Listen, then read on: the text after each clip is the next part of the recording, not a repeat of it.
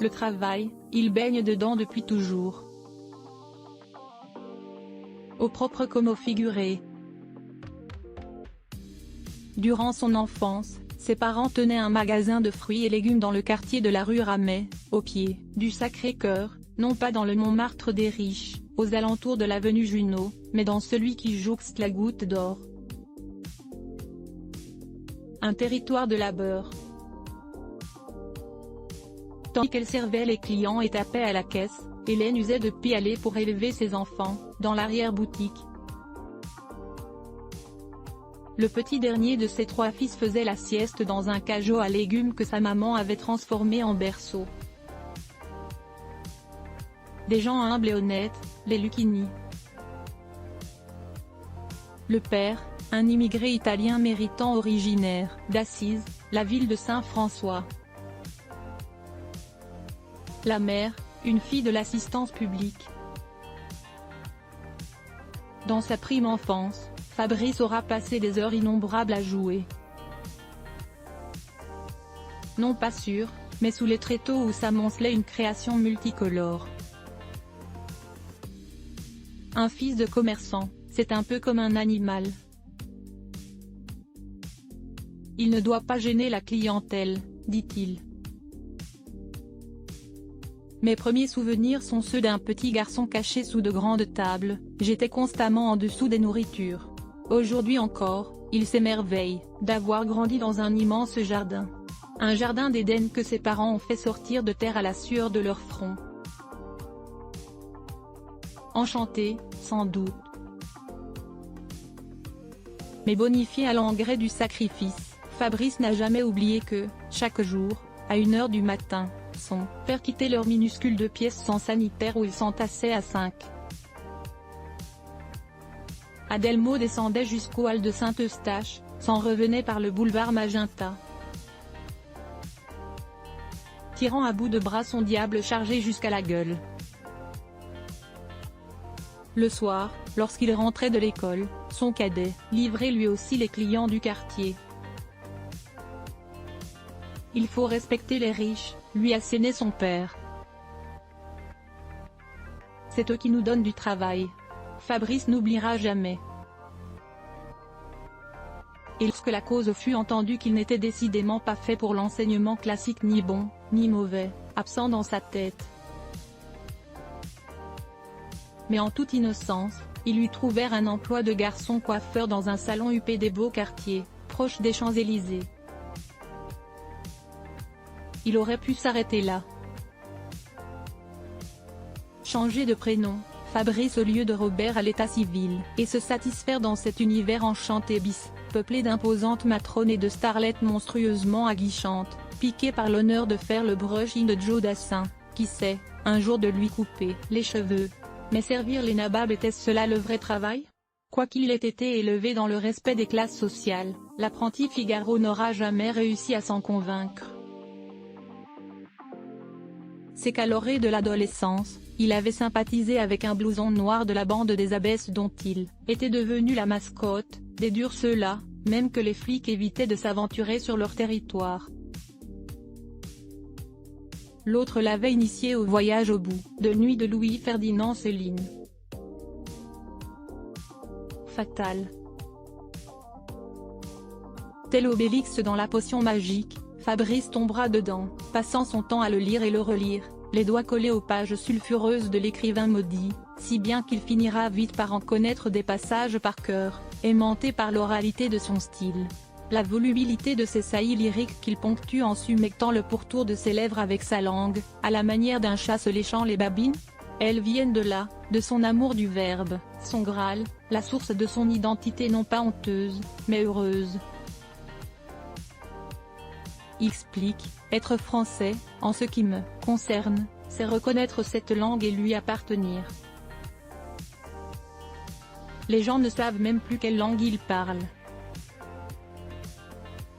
Sur ce point, à gauche comme à droite, la République a capitulé.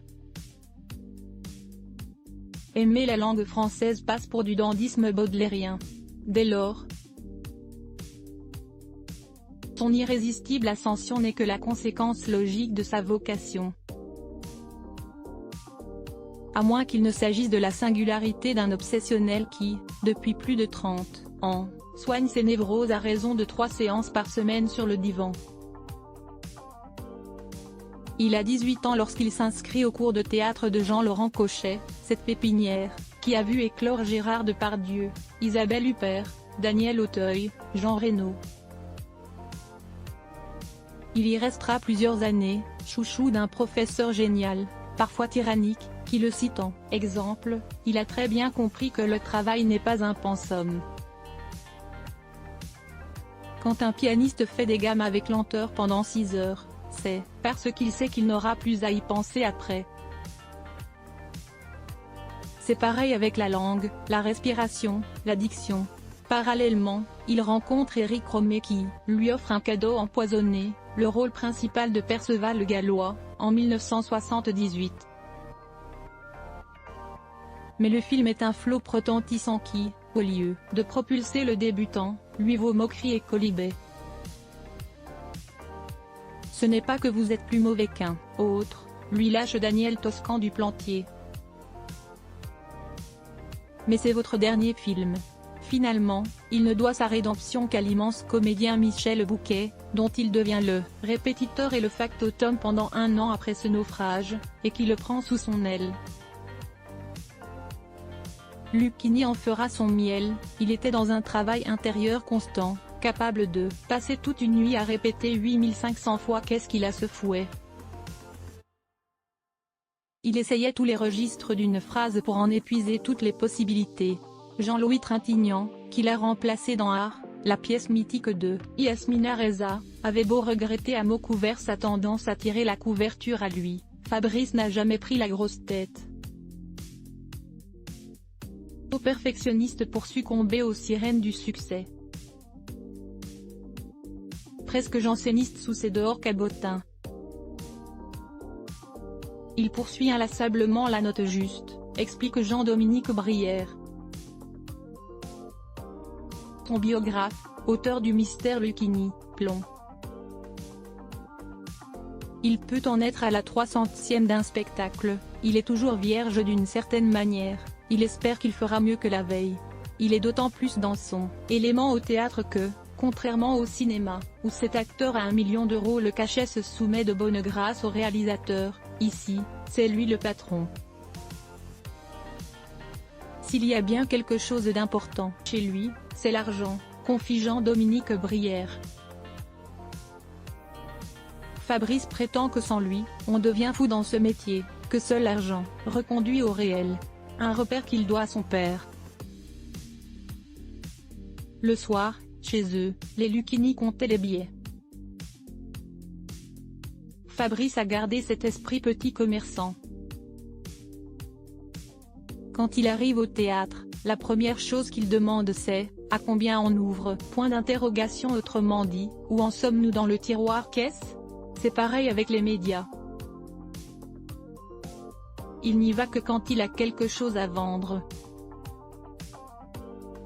La star s'y montre époustouflant. C'est en triomphant de la corrida audiovisuelle qu'il est entré dans le cœur des Français, par sa capacité à transformer un plateau télé en un happening. Chacun devient acteur de son propre rôle. Mais une fois les projecteurs éteints, une fois dissipé le bruit et la fureur, ce faux clown ronronne encore plus sobrement qu'un moteur écologique dernière génération. L'âge aidant, il s'est assagi jusque sur le terrain de l'amour. Le contempteur du couple qui s'est vanté d'être allé des milliers de fois aux putes, dont la relation avec Cathy de Beauvais, la mère de sa fille unique, Emma, n'a jamais été conventionnelle quoiqu'il lui ait été fidèle à sa manière, a trouvé chez sa dernière compagne une stabilité qu'il jugeait impossible. Il est vrai que le décès, en 2009, de sa mère, qu'il considérait comme la femme de vie, n'y est sans doute pas pour rien. Elle s'appelle Emmanuelle Garacino. Elle a 20 ans de moins que lui, a fait sa carrière dans l'industrie pharmaceutique avant d'accepter de devenir son attachée de presse et sa metteuse en scène. Elle est aussi discrète qu'il est pudique, et secret sous ses dehors extravertis. Malgré la fascination de Fabrice pour les politiques, Sarkozy, Hollande, Macron, c'est « de là ne succombe ni au snobisme, ni aux courbettes ». Malgré un bref exil dans le 9e arrondissement de Paris, ils se sont finalement remisés dardard dans le 18e de son enfance. À l'occasion, Alceste aime aussi à disparaître dans sa maison de campagne, de la vallée de la Cisse, entre Blois et Tours. Au vert.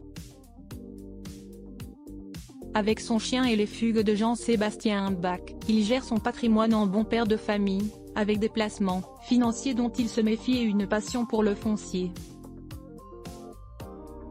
Récemment, CA du Monopoly a également vendu sa maison de l'île de Ré, qu'il avait prêtée en son temps au candidat Macron afin qu'il y parachève la rédaction de son programmatique ouvrage Révolution, SIC, pour acheter un domaine dans le sud, en Provence, une grosse affaire, plastronne-t-il.